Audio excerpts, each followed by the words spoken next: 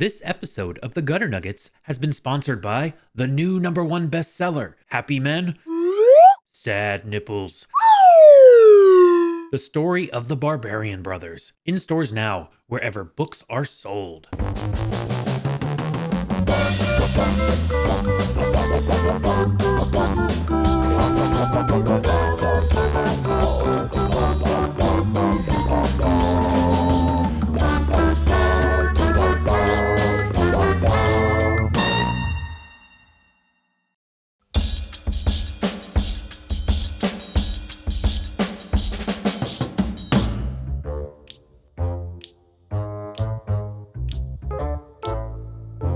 Robert, I'm thinking about going to the gym. Yeah? Yeah, I put on a little bit of weight. Eating a lot of those gobstoppers. Nobody's buying them. And they just keep throwing them out. I'm addicted. I think I'm addicted. And did you know they're everlasting?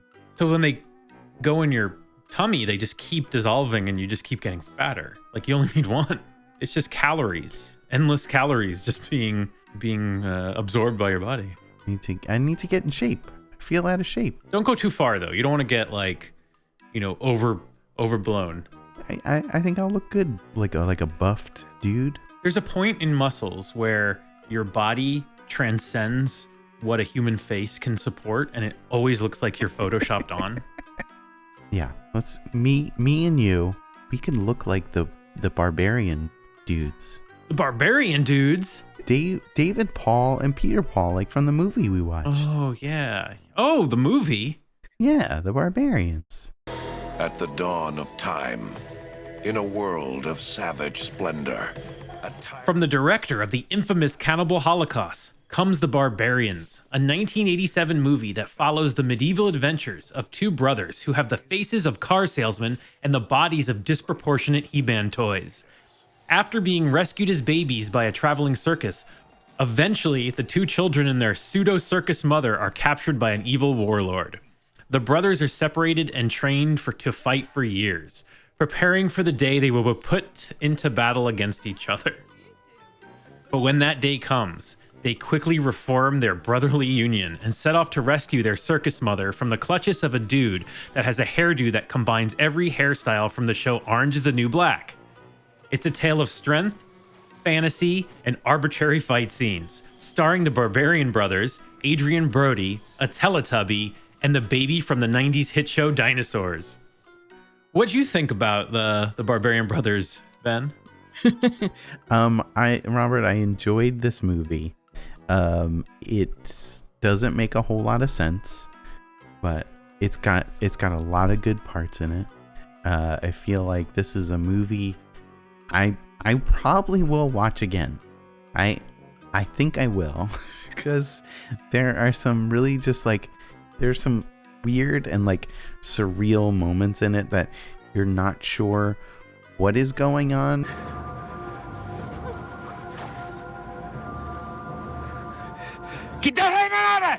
And why they decided to keep this in the movie.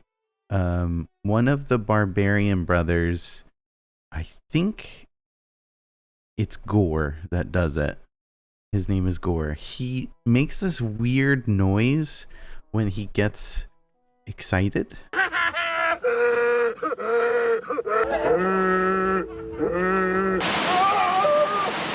There's another character that makes a sound like him. It's like ho ho ho. It's not even, that doesn't even do it justice. It's the sound of when in Star Wars, the Sand People, when they knock Luke over.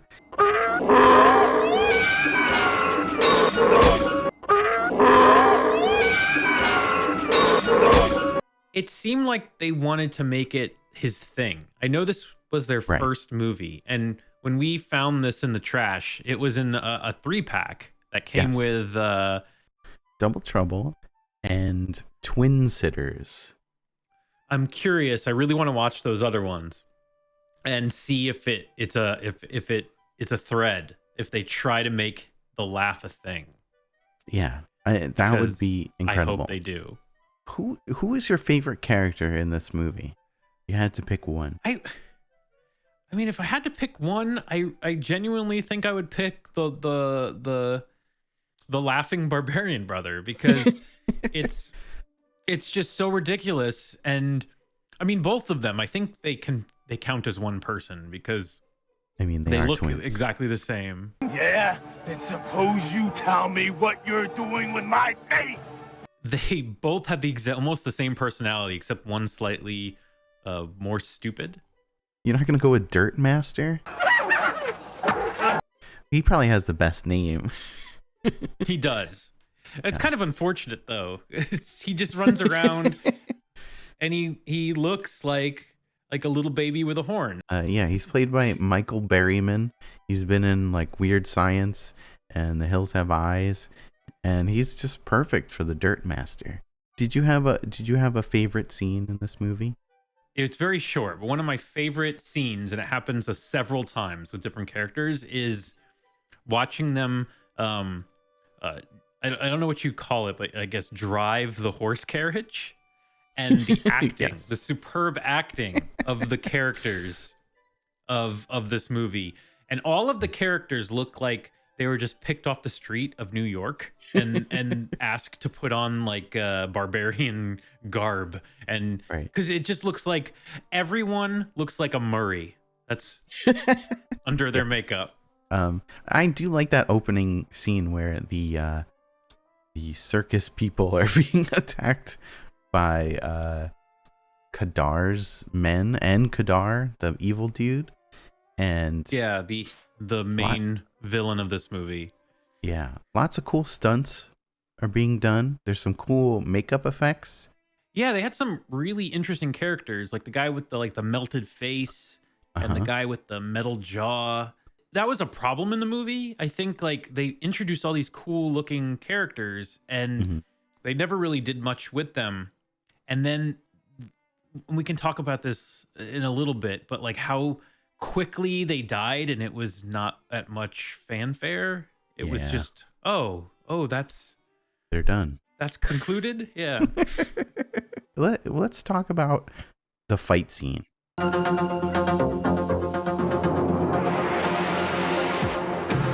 That happens between them. They get captured, right? In the beginning. As children. Yeah, as children, they're trained to like hate the man behind the helmet. There's a man who wears a helmet who beats them up like every day, and they're trained to hate anyone wearing the helmet. So they pit the two brothers against each other in a cool battle scene, and they put the helmets on both of the brothers so they can't see who they are. And they just want to kill each other. Yeah, they're in this giant cage, and all the people are crowded around the cage, and they're chanting for them to kill each other. It all stems, they have to, this was like a 20-year plan of them training them to hate each other, to have them kill each other, because when the bad guy kidnapped their circus mother, she made him promise that he wouldn't hurt the kids or any of his people. So he said, well, I have to stay honorable. So I'm going to just wait 20 years and train them to kill each other so they die by their own hands. So I'm not a liar. When we were watching this scene, I said, Robert, there's people sticking out their arms and their legs through these holes in this cage, cheering for the death of the two brothers. Someone's going to get hurt besides the two brothers, because two brothers are swinging swords and axes at each other. Blinded by shitty masks. Yes. All these arms and legs are sticking out. Someone's going to get hurt. And guess what? Someone gets really hurt. I like that scene a lot. It's a really confusing movie because I don't understand how the guy who made Cannibal Holocaust, who was forced to appear in court to prove that his famous or infamous movie wasn't real, is making the Barbarian Brothers, which you can see that there's some cruelty, but it's still a comedy. Right. It's really weird. It's really strange, but it works. there's a hanging scene. Oh my god, the hanging scene. The brothers escape, and then found by their circus people, who are hiding out in the woods. I didn't really understand all that, but they think that they're evil. They don't recognize them as the twins, and are going to kill them and hang them. And it's led by this dude who wears, what is it, a Rick James wig. Yes. And looks like a mix of Paul Rubens and Adrian Brody. Anyway, they try to hang the two Barbarian brothers and this other woman. These guys are too jacked to be hanged.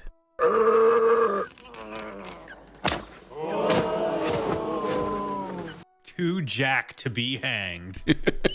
That's a new show on FX. Kadar's henchmen, most of them, wear helmets that are way too heavy for themselves. They look ridiculous. They look crazy and cool, but functional, no, not at all.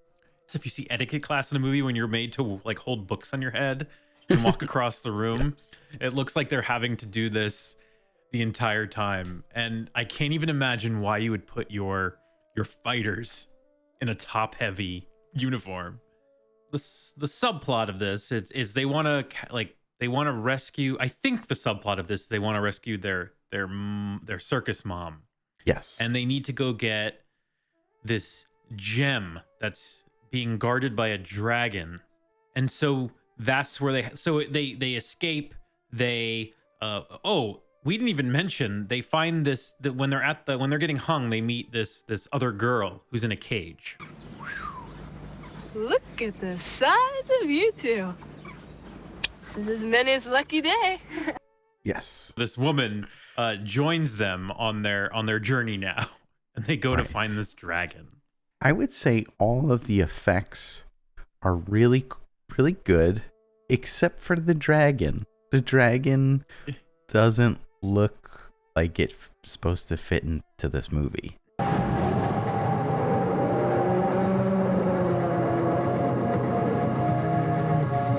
It looks like a dog's erection, and it has a face like a dog skull.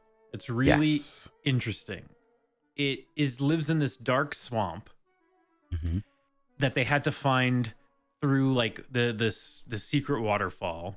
So they get there, and everybody's there. So there's the evil Teletubby queen, who we haven't mentioned. This lady is like the person behind the main bad guy, and she's kind of threatening him a lot. Like, she's actually almost stronger than him, and she's looking to kind of take over.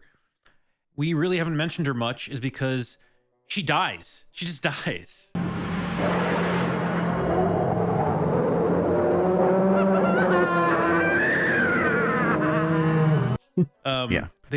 They kind of build her up in the movie, but then she just dies. She gets eaten by the dragon, doesn't she? Yeah, it's completely like quick. You have this character the whole time, and then she's dead. No, there was no battle. There was just, she died. She stepped in front of this dragon and died. The same with the other guys, the metal mouth and the crazy eye dude.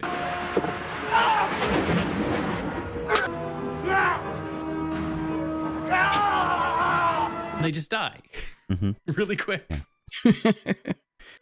One of my favorite scenes in this movie is there's so many things that happen, but nothing happens at all. But there's this like werewolf creature. Oh, yeah.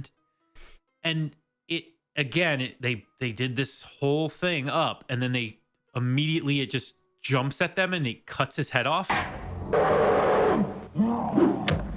And they're inside of a pit, and there's this like 20-second scene, and you can tell it's completely improv, where they take this thing's severed head and he just starts shoving it into their travel companions, the woman that they're with, like face.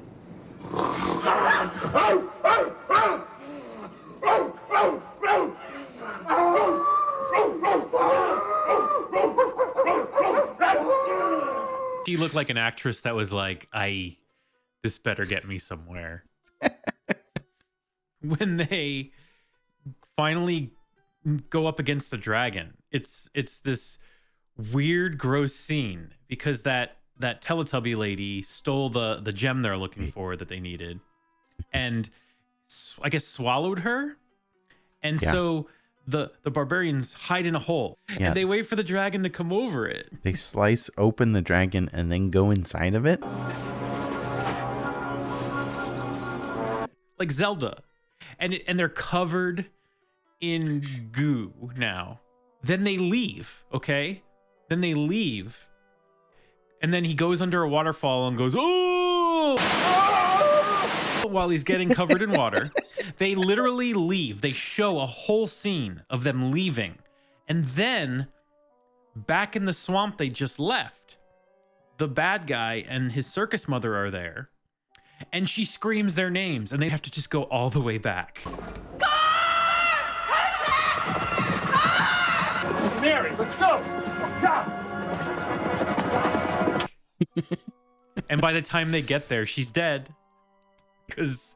Because she did magic on the bad guy, and the bad guy still stabbed her. Robert, we sound like crazy people. Yeah, we do. Talking about this movie. She cast eye magic on the bad guy, and the bad guy's like, what are you doing to me? And he starts like stabbing the air. And instead of moving away and escaping, the circus mother just stands there until he finally gets lucky and stabs her in the chest. There is a final battle scene between Kadar and Gore and Kuchek. Kadar is on horseback, blinding the two brothers with his shield.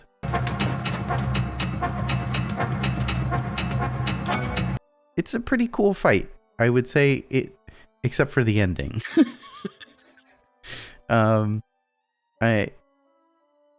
He slashes the two brothers, and the two brothers knock him off his horse, get rid of his shield.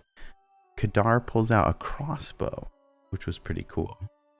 And then the crossbow gets jammed. The two brothers throw their swords.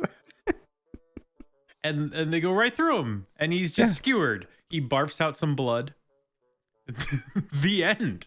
Because, well, we find out, this is how convoluted this movie is. We find out that they mentioned this other girl that was their age in the beginning that also got, like, left the village that they knew. Right. But they just said, oh, she left. And then we find out the woman that they've been traveling with is that girl. And she's the true queen of the circus people. You think we kind of just sprung that on you, but That's how it ends. It's just what happens. It's you. So Ben, would you tell the folks at home watching if they get a chance to watch the Barbarian Brothers in the Barbarians? Would you? Maybe once. Watch it once. Give it a try. But I don't know if you're gonna like it. If this sounded good to you, then watch it. If it doesn't, then don't. But I'm thinking that the Barbarian Brothers trilogy, I think, is greater than the sum of its parts. Hell yeah. Yeah. And I want to watch the other two because I think it could only get worse.